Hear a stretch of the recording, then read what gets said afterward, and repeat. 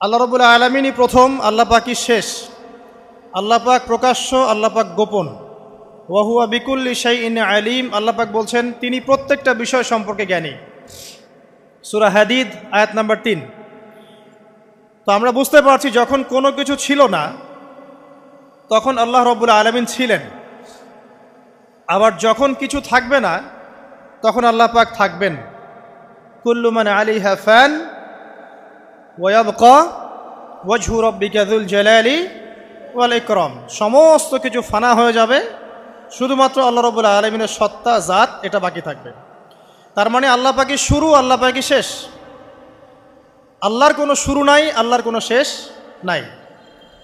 এখন কেউ যদি প্রশ্ন করে যে আল্লাহ সব কিছু সৃষ্টি করেছেন, তাহলে আল্লাহকে কে সৃষ্টি করলো? নাউজুবিল্লাহ। তো তখন আমরা বলবো যে যদি কেউ আল্লাহকে সৃষ্টি করতো তাহলে তো সেই সৃষ্টিকর্তা হয়ে যেত, তাই নয় কি? এইভাবে এক এক করে যদি আমরা পিছনের দিকে যেতে থাকি তাহলে একটা পর্যায়ে গিয়ে তো আমাদেরকে থামতে হবে। তো আমরা যেখানে গিয়ে থামছেন সেটাই হচ্ছে আল্লাহ রাব্বুল আলামিন। আল্লাহ পাকের আগে কিছুই ছিল না, বরং অতীত, বর্তমান, ভবিষ্যৎ এটা সময়ের মধ্যে আছে, যে সময়ের মধ্যে আমরা বাস করছি।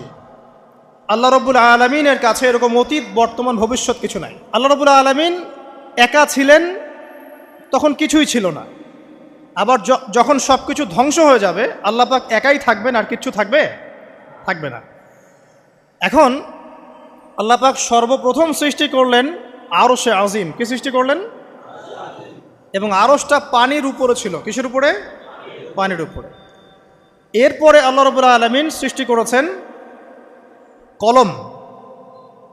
আল্লাহ পাকের কাছে লাউহে মাহফুজ আছে। লাউহে মাহফুজ মানে সুরক্ষিত একটা ফলক। এখানে আল্লাহ পাক কলমকে বললেন লিখো। কলম বলল যে মাযা আকতুব, আমি কি লিখবো হে আল্লাহ?